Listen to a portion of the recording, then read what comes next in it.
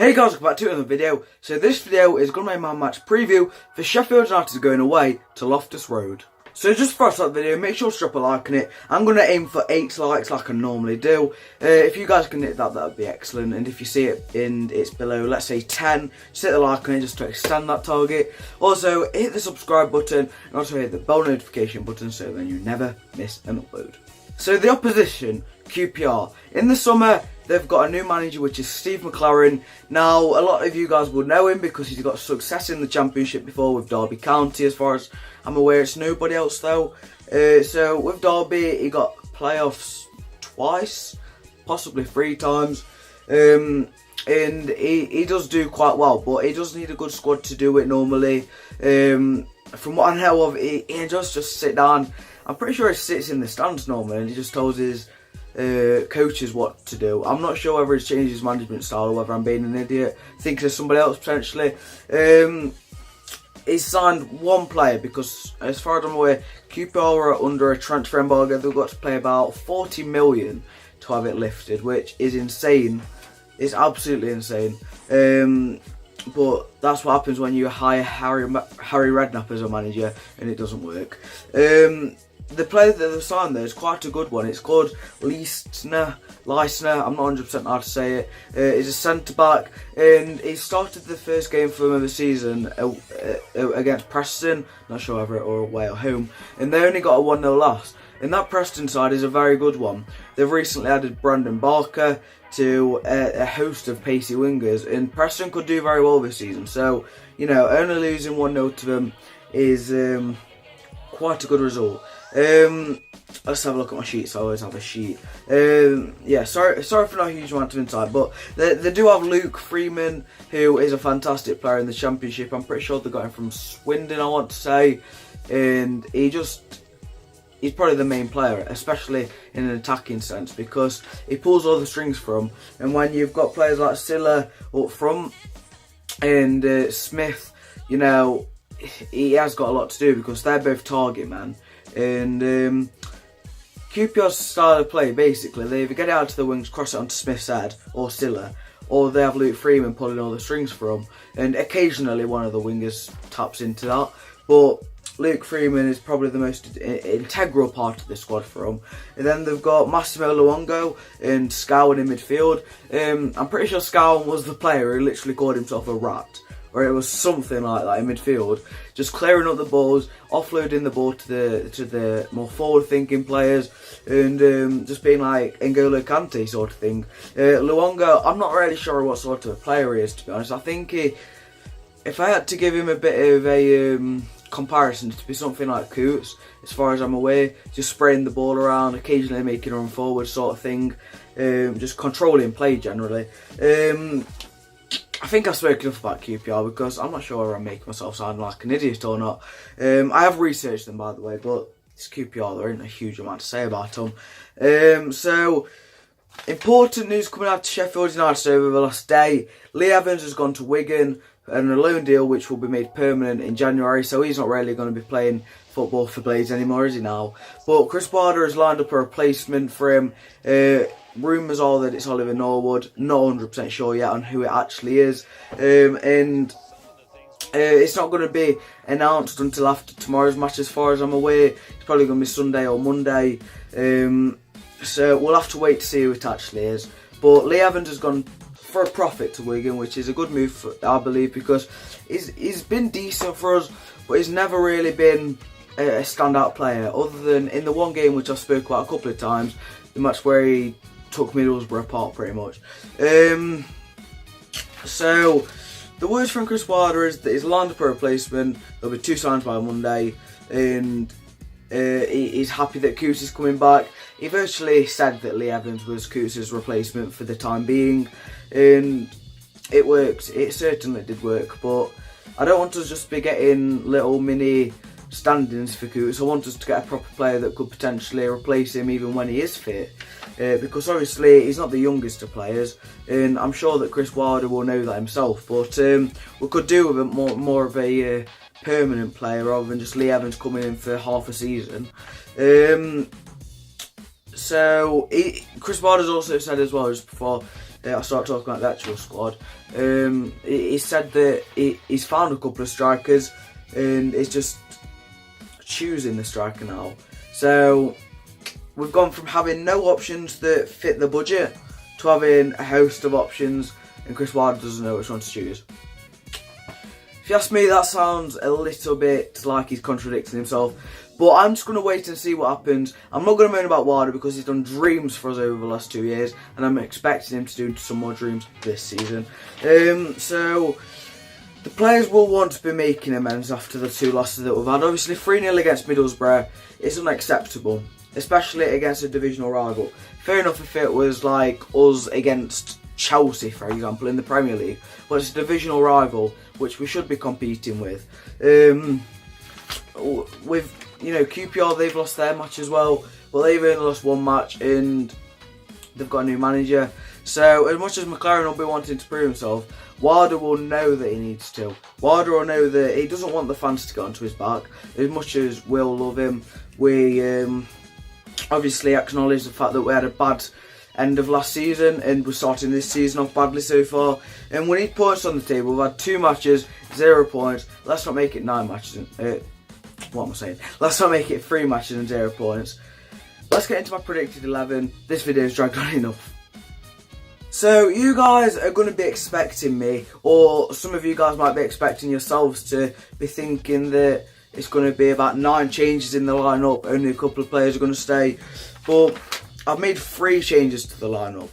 Okay, I don't want Wilder to go stupid and change the whole lineup. I don't think that he will do, and if he does, we'll have to wait and see. But I can't imagine it. So in that, I've gone with Dean Henderson. You guys, I've seen on forums and stuff, he's been getting slated and it's just not deserved. The 2 goals from Middlesbrough, the first 2 came from corners. The third one was slack defending and it chipped him. What can he do? And then some of the saves that he's made over the last 2 games have been really good. Against Swansea, he made a couple of terrific saves and the 2 goals couldn't have been prevented. I want to imagine that Simon Moore is going to the lineup for the reason that Dean Henderson's been bad, because he hasn't. But we'll have to wait and see on that one. George Baldock at right wing back. I was listening to Wilder's interview earlier on Football Heaven, and a fan rung in and said George Baldock's got 1 assist or 2 assists in the last 36 matches. Unacceptable. He needs to be better in terms of his productivity in the last third, in the final third. He needs to be having better final balls.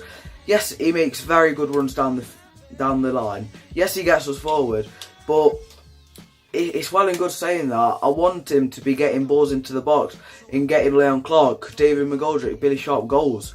It's not all about getting us forward. Well, it is, but I want him to do something at the end of that as well. It's a problem that he's had throughout his whole time at the Blades. He's a great player, but his final product just needs to be a bit better. I'm saying this and he's our only goal scorer this season. But I just want him to have some more better passes and stuff in the final third. So in the centre-backs, you guys slate me all you like. I'm dropping Basham. Stearman is in. John Egan is in. And so is O'Connell. So change number 1. Basham out. Stearman in. So I don't really know what he ever did wrong for people not to like him, Stearman. I thought he was great for us last season. Admittedly, he did lack some pace at times and we did get caught out by that. But I feel like he was a better defender than Basham was. Obviously, Basham plays in that role though where he does make the overlapping runs, and I'm not sure whether Stearman will be able to do that. Likewise with John Egan, whichever one plays in it, if this is the defence that Wilder goes with. But I think that we also just need to let Basham know that his position in the side is able to be replaced.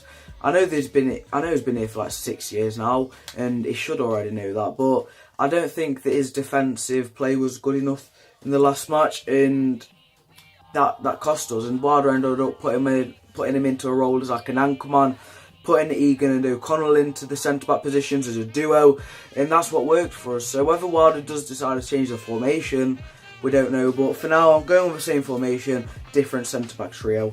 At left-back, I've gone with Ender Stevens. Same sort of thing with him as with George Bulldog, but he needs to get into that position better as well with Stevens. He's had a full season now to adapt to the league. Same with George Bulldog. I say Bulldog has been a more comfortable player in it than Ender Stevens has. But Wilder clearly hasn't shown any ambition in terms of getting Stevens replaced or even any competition. So it's Stevens it is, and I just hope that his productivity can improve. In at centre mids, another change is coming up. I've gone with Lundstrom. Yes, Lundstrom. John Fleck and Mark Duffy. Duffy needs to come in. Duffy 100% needs to come in. For the output that he has for us, for the way that he gets us forward, for the way that he creates chances for us, he needs to come into the side. We've been trying to play this flat midfield three, which I just don't think's been working. As much as Wilder thinks it has, we've lost 2 games with it, and he's claimed the draw with Inter Milan was where it worked. It's a friendly. We're looking for it to work in competitive matches, and if it's not going to work, we need to go back to the midfield three that we played and just tell the defence to bloody tighten up. We've got 5 defenders there. Duffy, I feel like he needs to come in. Johnny Lundstrom, people moan about him all the time. I really don't see the problem with him. Maybe he should have finished his chance against Swansea. Maybe. But he's playing in that holding midfield role now, Evans has gone, if you ask me. And I feel like this is where we're going to really see if he can compete with Coots or not when Coots is fully back. I reckon that John Lundstrom can really do it. I feel like with Bulldog and Ender Stevens, he's had a year of championship experience now. And although he hasn't been a standout player for us, I feel like there's been a lot more slack given to him than what he deserves. So John Lundstrom will be alongside Fleck, who is irreplaceable at this point, John Fleck. I don't think that I feel like if we got rid of John Fleck, we'd be absolutely lost. And I'm so thankful that we've got him. We've got no players like him at the club. If he got a 6-month injury like Coots did, I feel like we'd have a worse problem than we do. So that is my midfield three. So you guys are going to be wondering who is up front. Am I going to go with Clark and McGoldrick again? Am I going to put Billy Sharp in for one of them? Am I even going to put Lavery in for one of them? So my decision is Clark to stay in the side.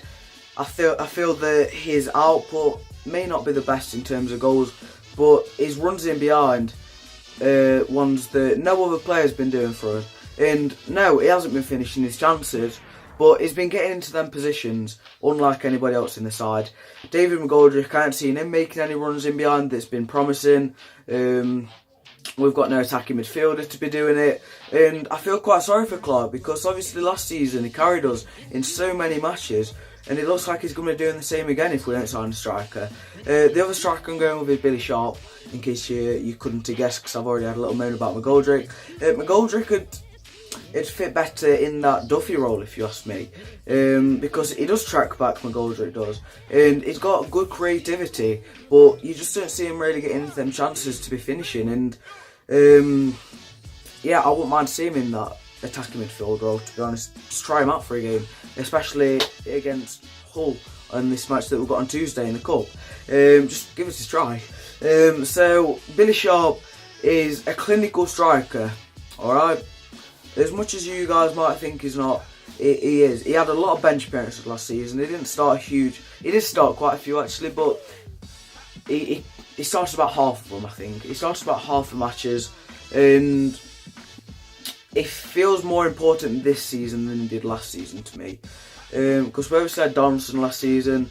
We signed James Wilson on loan for the second half of the season. We had David Brooks who could play in that false nine sort of position. And I just think that Billy Sharp is going to be needed, and he gets into them positions like Leon Clark, and them two always work together. I don't know why Wilder hasn't given it a try, especially in that Middlesbrough match. I feel like I'm moaning at Wilder too much. I'm not moaning about him. I just feel like he's made some decisions which I don't agree with, but he's at training every day of the week. He sees it, and obviously if he decides to go with McGoldrick and Clark again, I just hope that it does work. But that is my lineup, as you can see on the screen there. So tell me your guys' lineups down below. Do you agree with the changes that I've made?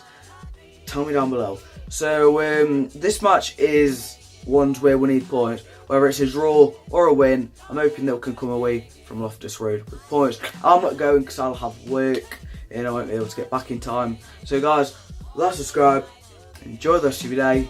It's going to be an interesting few games for the Blades. Come on.